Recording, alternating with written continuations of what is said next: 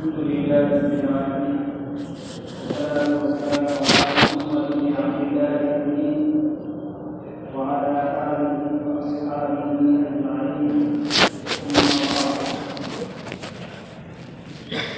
أعوذ بالله من الشيطان الرجيم. بسم الله الرحمن الرحيم. فبما رحمة من الله لنت لهم ولو كنت فظا غليظ القلب لانفضوا من حولك. وقال تعالى: خذ العفو وأمر بالعرف وأعرض عن الجاهلين. وعن عائشة رضي الله تعالى عنها قالت: قال رسول الله صلى الله عليه وسلم: إن الله رفيق يحب الرفق في الأمر كله. وعنها قالت: قال رسول الله صلى الله عليه وسلم: إن الله رفيق يحب الرفق ويعطي على الرفق ما لا يعطي على العرف وما لا يعطي على ما سواه. رواه مسلم. وعن جرير بن عبد الله رضي الله عنه قال: سمعت رسول الله صلى الله عليه وسلم يقول: من يقرب الرفق يقرب الخير كله. رواه مسلم.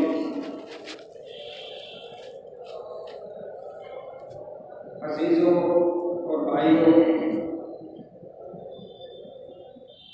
نبی کریم صلی اللہ علیہ وسلم کا انداز تربیت کیا تھا؟ بہت مختصر وقت میں انشاءاللہ تعالی میں اس پر روشنی ڈالوں گا۔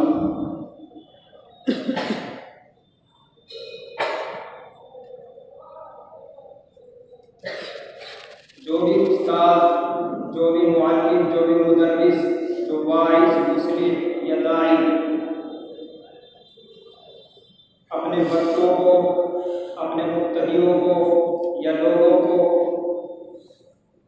درست راستے پر لانا چاہتا ہے اور ان کو اچھی تعلیم دینا چاہتا ہے اور ان کی اچھی تربیت کرنا چاہتا ہے، تو سب سے پہلے ضروری ہے کہ وہ اپنے اندر نرمی پیدا کرے۔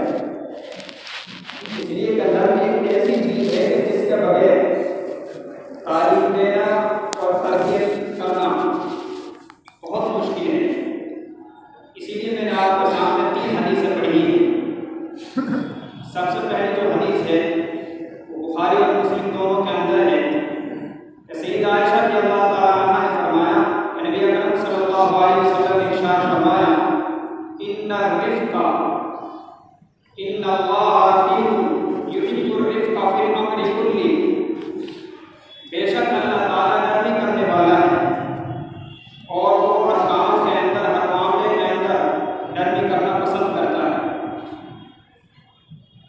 دوسری حدیث جس کی راویہ سیدہ عائشہ ہی ہیں، فرماتی ہے کہ نبی اکرم صلی اللہ علیہ وسلم نے ارشاد فرمایا: ان اللہ رفیق یحب الرفق، بے شک اللہ تعالیٰ نرمی کرنے والا ہے اور نرمی کرنے کو پسند فرماتا ہے۔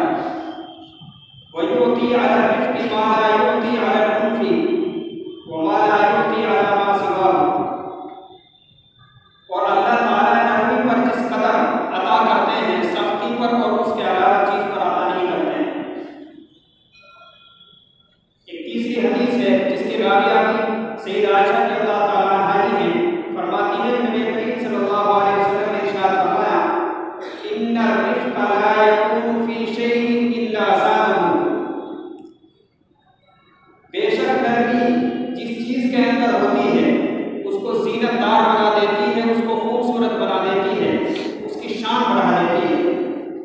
ولا ينزع من شيء الا شانه، اور نرمی جس چیز سے نکالی جاتی ہے، جس چیز سے ختم کر دی جاتی ہے، تو اس کو بے حیثیت اور اعتبار بنا دیتی ہے، اس کی شان کو گھٹا دیتی ہے۔ یعنی نرمی ایک ایسا زیور ہے، جو شخص اس نرمی سے، اس زیور سے آراستہ ہوگا تو عوام کے اندر وہ مقبول ہوگا، ہر دل عزیز ہوگا اور عند اللہ محبوب ہوگا۔ اور جس کے اندر نرمی نہیں ہوگی تو لوگوں کی نظر میں وہ گر جائے گا، لوگ اس کو ایک دار چیز کی طرح بے وقار، بے حیثیت اور ایک دار سمجھ کریں گے اور کوئی اس کے پاس نہیں جائے۔ میں نے آپ کے سامنے جو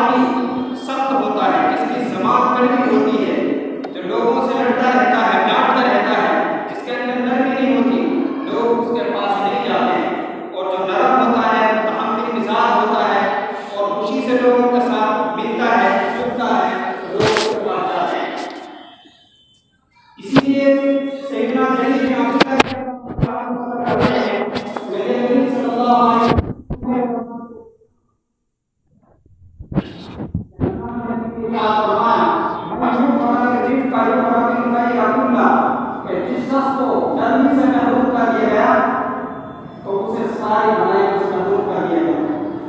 اس لیے علماء، صلحاء اور دعا سب کے اندر نرمی کا ہونا انتہائی ضروری ہے. ایک استاد جو بچوں کو پڑھاتا ہے اس کے اندر شفقت اور نرمی کا ہونا ضروری ہے.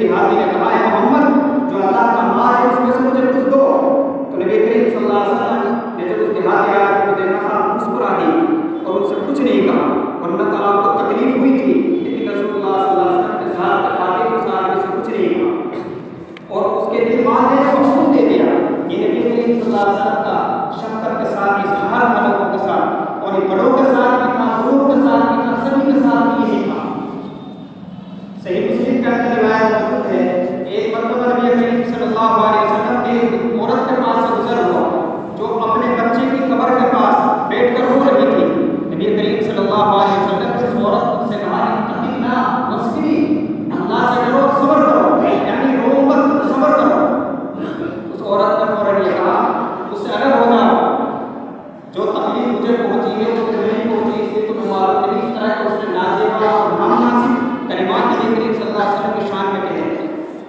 اس کے بعد نبی کریم صلی اللہ علیہ وسلم وہاں سے چلے گئے تو اس عورت کو بتایا گیا کہ یہ اللہ کے رسول تھے اور تم نے اسی طرح کے کلمات ان کی شان میں کہے ہیں۔ وہ عورت فوراً وہاں سے اٹھی اور نبی کریم صلی اللہ علیہ وسلم کے گھر پہنچی۔ اتفاقاً وہاں کوئی دربان وغیرہ موجود نہیں تھا، تو اس عورت نے فوراً کہا اللہ کے رسول میں آپ کو پہچان نہیں سکی تھی، اس لیے میں نے اس طرح کے کلمات کہے۔ نبی کریم صلی اللہ علیہ وسلم نے اس عورت کو دھمکایا نہیں، اس کو ڈرایا نہیں، آپ نے بہت نرمی کے ساتھ اس سے کہا اور یہ فرمایا نبی کریم صلی اللہ علیہ وسلم نے کہ میں نے یہ کہا تھا کہ تم صبر کرو، اور تمہیں صبر تو اول وقت میں ہوتا ہے، جب صدمہ ہوتا ہے تو اس وقت میں جو صبر ہوتا ہے وہی اصل صبر ہوتا ہے، بعد میں تو ہر کسی کو صبر آ جاتا ہے۔ نبی کریم صلی اللہ علیہ وسلم نے کوئی سختی نہیں کی، کوئی ناٹا نہیں، یہ نبی کریم صلی اللہ علیہ وسلم کا طریقہ ہے۔ سیدنا انس رضی اللہ تعالیٰ عنہ فرماتے ہیں، صحیح مسلم کی روایت ہے، ما رأيت أحدا كان أرحم من عيال رسول الله صلی اللہ علیہ وسلم، میں نے کسی کو بھی نبی کریم صلی اللہ علیہ وسلم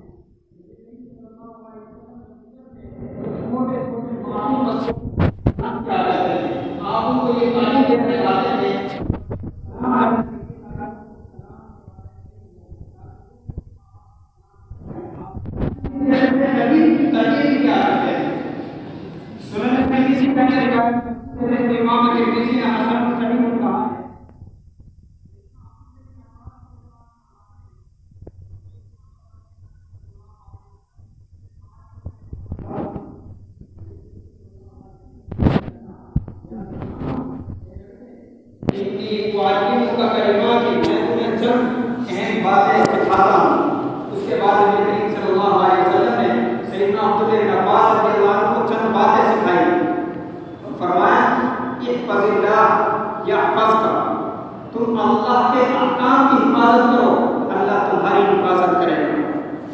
دوسری بات یہ سکھائی احفظ اللہ تجدہ تجاہک، تم اللہ کے حقوق کی حفاظت کرو، تم اللہ کو اپنے سامنے پاؤ گے، یعنی اللہ کی حفاظت اور اللہ کی مدد میں اپنے آپ کو پاؤ گے اگر تم اللہ کے حقوق کی رعایت کرو گے۔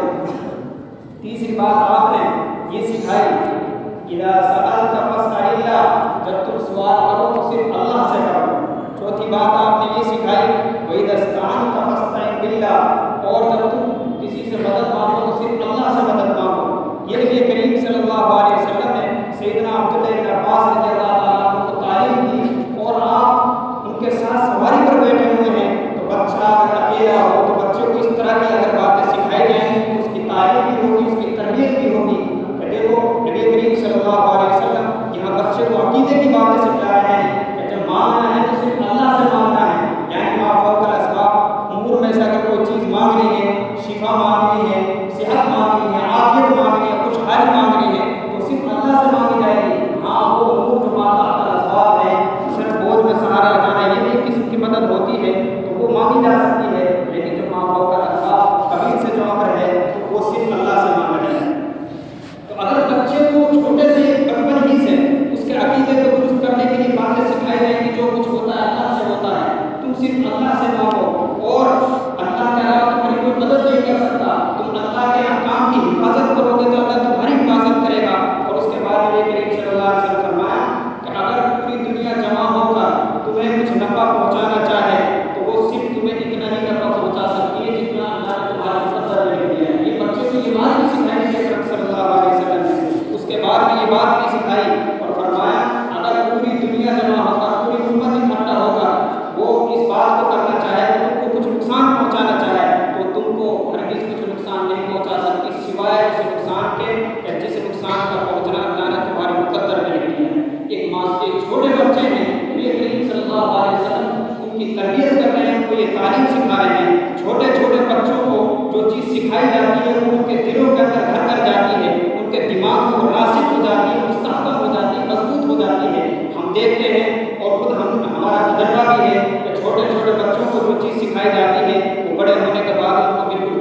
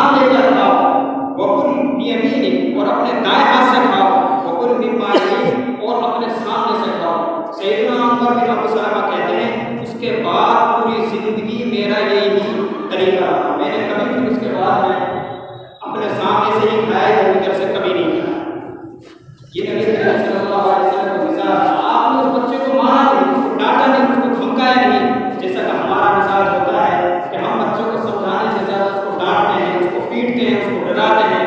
حالانکہ اگر بچوں کو شفقت کے ساتھ میں، نرمی کے ساتھ میں، محبت کے ساتھ اس کو سمجھایا جائے تو بچہ بہت جلدی بات کو لیتا ہے.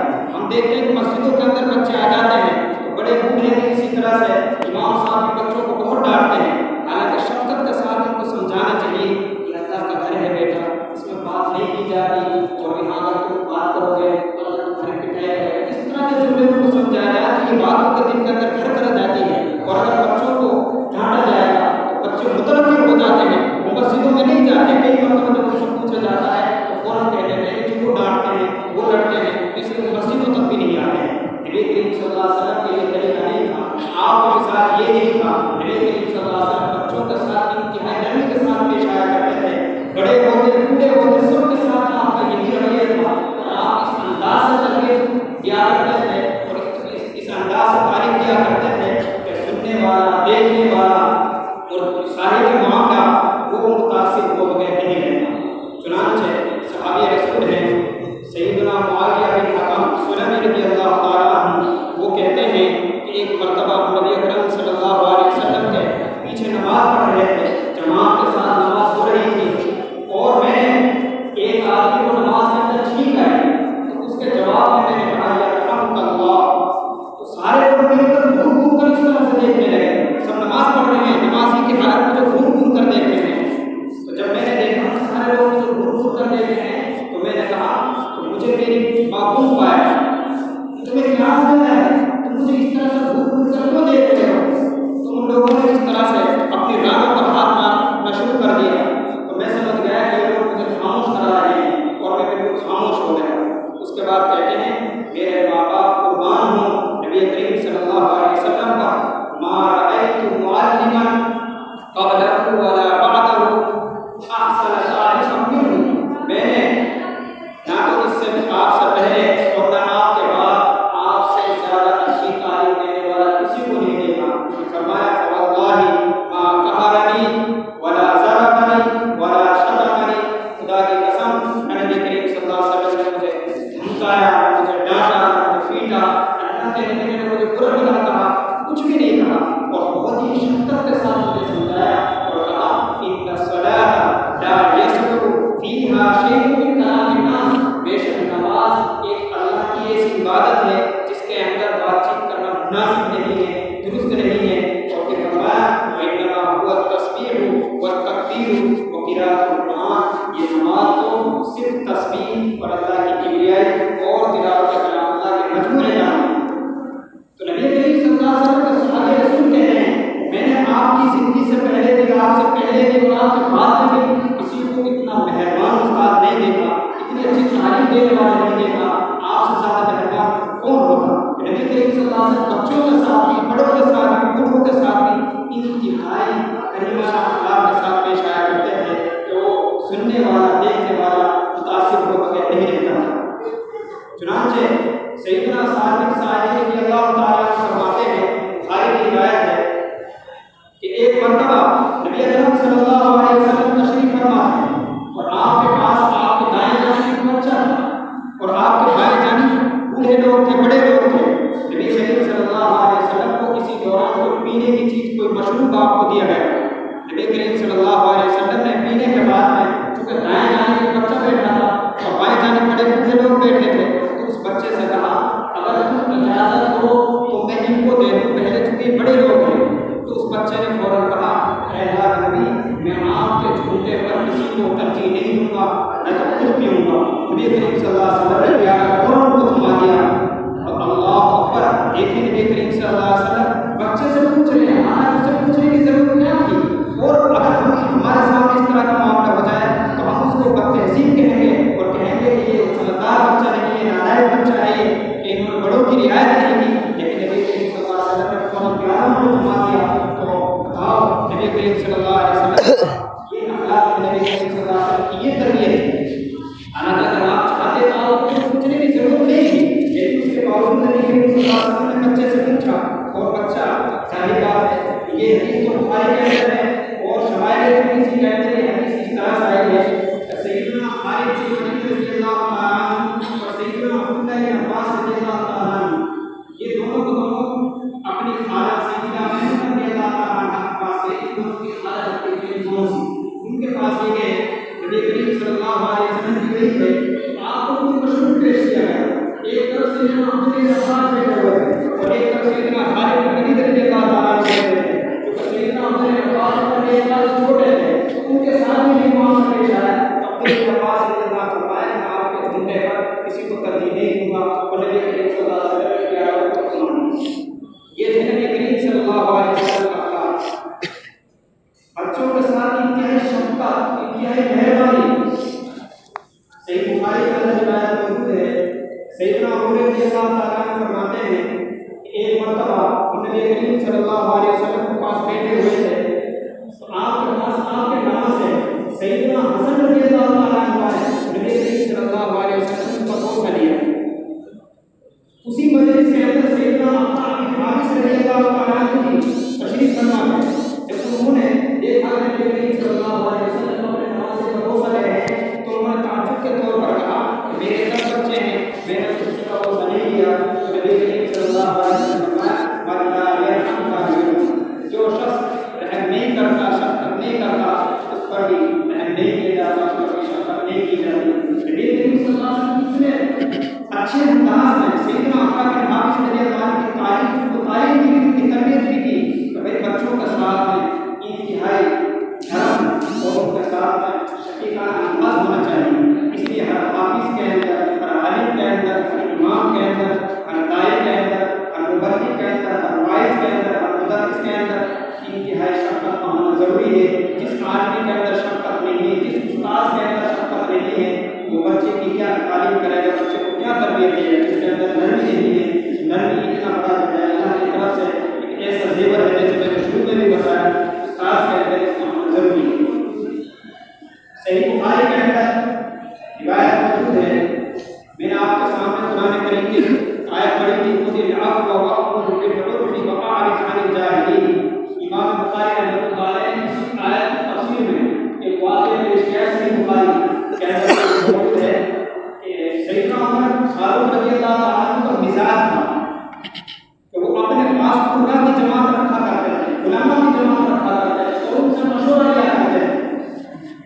ایک مرتبہ کا واقعہ ہے، وہ یہ جانتے ہیں یہ اپنے بھتیجے کے پاس آئے اور ان کے بھتیجے کا نام ہے قیس بن حر، اور یہ سیدنا عمر فاروق رضی اللہ عنہ کی جو جماعت کی قرآن کی ان میں سے ایک یہ بھی تھے، اس جماعت کے لیے شامل تھے۔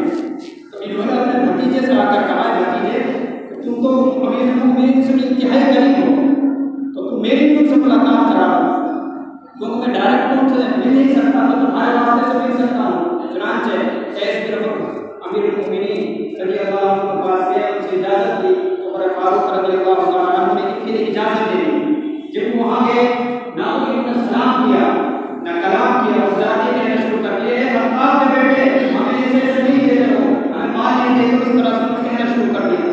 عمر فاروق رضی اللہ تعالیٰ عنہ کی انتہائی غصہ ہے اور قریب تھا کہ آپ اس کی پٹائی کرتے اور آپ کو زد و خوف کرا کر پٹواتے۔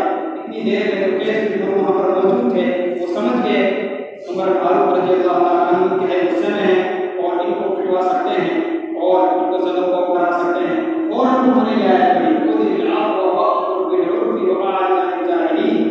اے امیر المومنین، اللہ تعالیٰ اپنے نبی کو حکم دے رہے ہیں کہ آپ درگزر کو اختیار کیجیے، بھلائی کا حکم دیجیے اور جاہلوں کو چھوڑیے، اور تعلیم جاہلوں سے آپ اس کی بات کو نہ کریں۔